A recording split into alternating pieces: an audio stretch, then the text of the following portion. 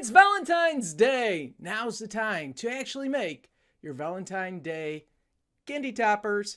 That's coming up next. Today, we're talking about a candy topper, and we're doing this for Valentine's Day. I'm going to talk about this. There's going to be some special tools that we use. There's some gluing involved. There's a whole technique that was designed a long time ago, some 20 years ago. And I haven't seen anybody use this on a candy topper, so I'm going to do this. I want to point a couple things out here. This example right here uses a star balloon. It's a 5-inch round. In this example, I'm going to show you how to use just maybe some regular balloons that you have. But this is just a star balloon, 260s, and your standard heart balloon, which I just wrote I love you on. So with that, we're going to start off. I'm going to actually take this apart here because I only have one cup. It was a restaurant cup. Had a shake in. And in the shake, they gave you this little top. This is the top that we're going to need.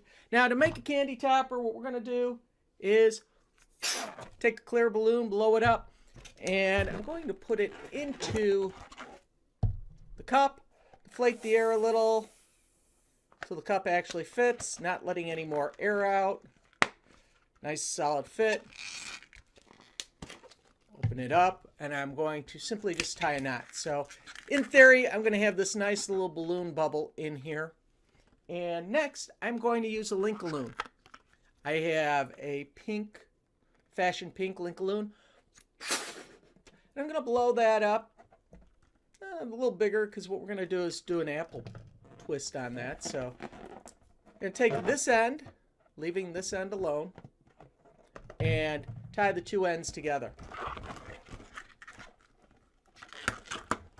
Now that I got the two ends together, I'm going to take this and I'm going to push it into my balloon. So let me step back here a little. I like pushing it up against my body. And I spin it. Using this excess, I take that and I wrap it around. And this nice little dome fits perfectly on this top. I'm going to put the cap on here and set it off to the side here. What I'm going to do next is I'm going to take a red balloon. And I'm only going to do halfway because we're going to do about 8 to 9 bubbles. And I'm going to do something here. I'm going to push it down and then squeeze at the bottom. I want to make sure that all these bubbles stay inflated. And now here comes a real bubble challenge for you. You want to make them all the same size. You want to make them all the same size.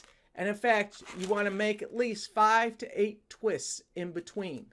Anything less than that, what's going to happen is it's going to unspin on you, and then you're going to have these bubbles that are a hard time connecting. So we're going to do, there's good 3 spins, 5 spins.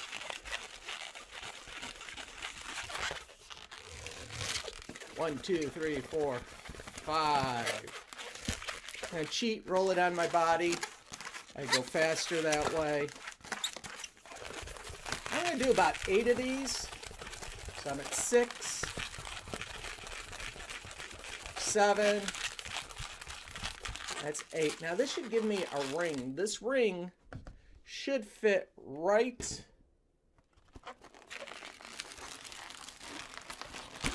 around this bubble. And what I'm going to do is simply tie this and have my ring. I'm going to break it off. Pick up my part that dropped. So now I have this perfect ring. I'm going to cut this little tip off. I cut the tip off so it's nice and clean. Make sure you tied it at least twice, if not 3 times. Now, what you do, make sure the cap's on here. Just going to take this and roll it over it.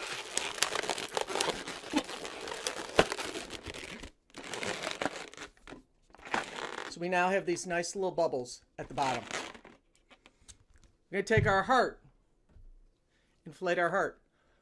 Now I'm using a Pateltex heart because it gives me a little longer stem here, but that's, you could use a Qualitex heart if you want. If you have an I love you balloon, you could use that. As an entertainer, I feel really strange giving out balloons nowadays that say I love you. So I do not have any balloons in my collection that say I love you. Just something nowadays with the environment we're in. I'm 53, giving a kid a balloon that says I love you. Little gray line there.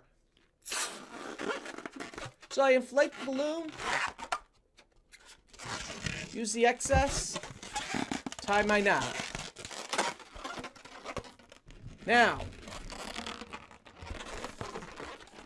what I'm going to do is pinch my fingers into this area right here.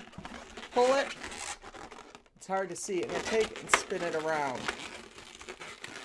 So I'm actually using this nozzle wrapped around the other balloon. So it actually cinches in and creates the lock. A little squish here and there just to level out my balloon. So we have our little candy heart. Now this is where it gets to be fun. I say it's fun because it involves gluing. It involves doing bubbles again. And we're going to make a series of, and I'll do a quick count for you. 1, 2, 3, 4, 5, 6, 7, 8, 9, 10, 11, 12, 13, 14, 15, 16, 17 bubbles. That's what we're going to start out. But we're going to start off with the first couple. Half a balloon again. And what we're going to do for the first balloon is we're going to do a little pinch twist. That's going to be the balloon that we're going to use as an anchor. I didn't do it in this one, but we're going to anchor it and then go around.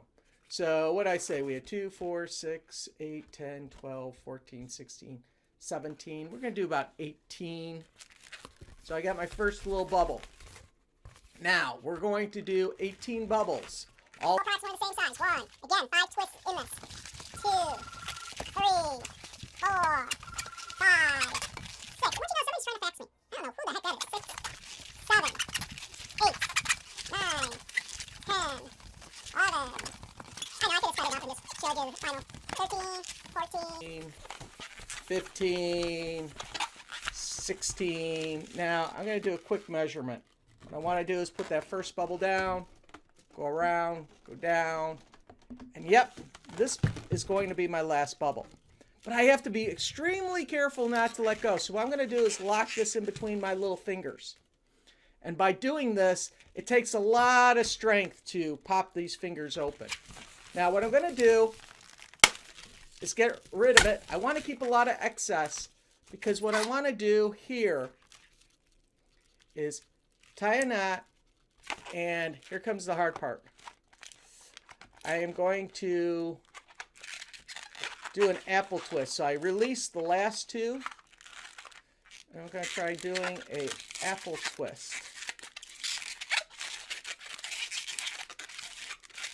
This is really an advanced design here because now that gives me my 2 spots, a flat spot to glue.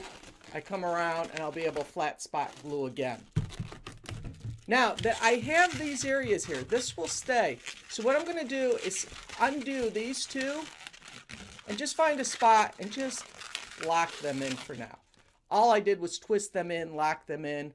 I'm going to set that off to the side because I need to pull out my glue. Yes, glue. I haven't used glue in a while, folks, and this is brand new glue. I really don't like using brand new glue due to the fact that it's so liquidy. It's so fluid. I actually like to have my Elmer's glue open for a while, and it gets a little thicker, and it's a little easier to work with. So what I'm going to do is kind of get that off there.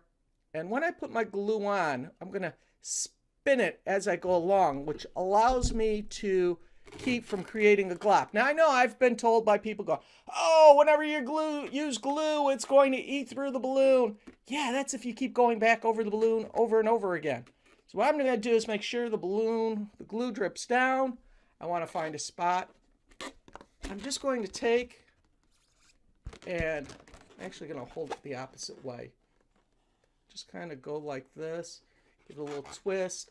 By me twisting it, it gets the other side of the brush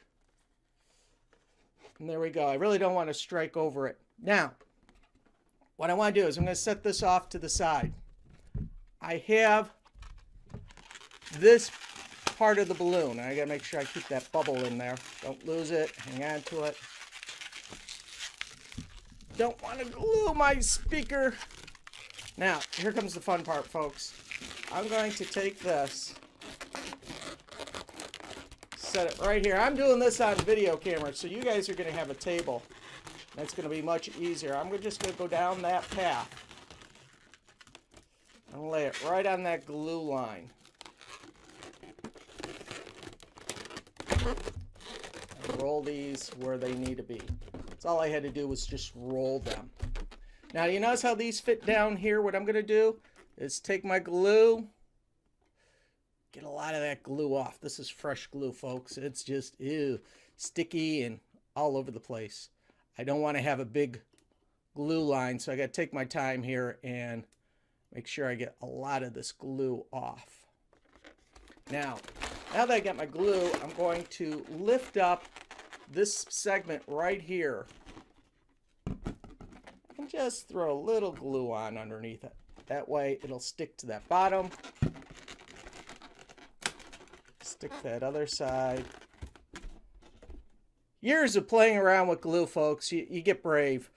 The thing that you don't want to do is get carried away and start gluing crazily, because glue will, if you put too much glue on, it'll pop. Next thing you know, you're going to have wet glue splattered all over.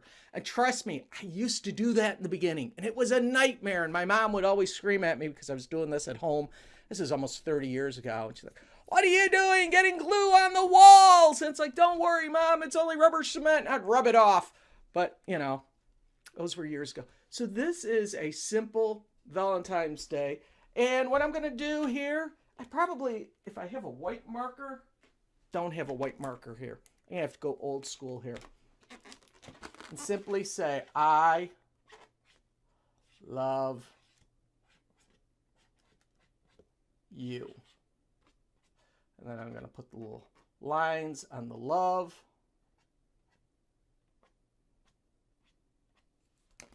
And here is a candy topper that I haven't done before in this style. I haven't seen this style done before. This is a very old style. I've done this. I learned this back from Ron Ralph, who learned this back from Roger Siegel, my old mentors. And this balloon right here, as you can tell, is a nice little candy balloon. You fill it up with the candy.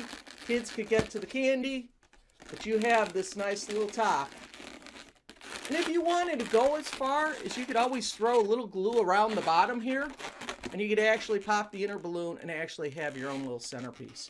So my name is Magical Balloon Dude Dale. I hope you subscribe to this channel. I hope you like it. Leave me a comment what you think about my Valentine's Day heart candy topper. My name's Dale Obrochta. Enjoy the day. Bye-bye. Do me a favor. Subscribe to this channel right now. Better yet, find the bell, click on the bell, and be notified with all the new videos. Or if you're an Instagram junkie, make sure you follow me on Instagram.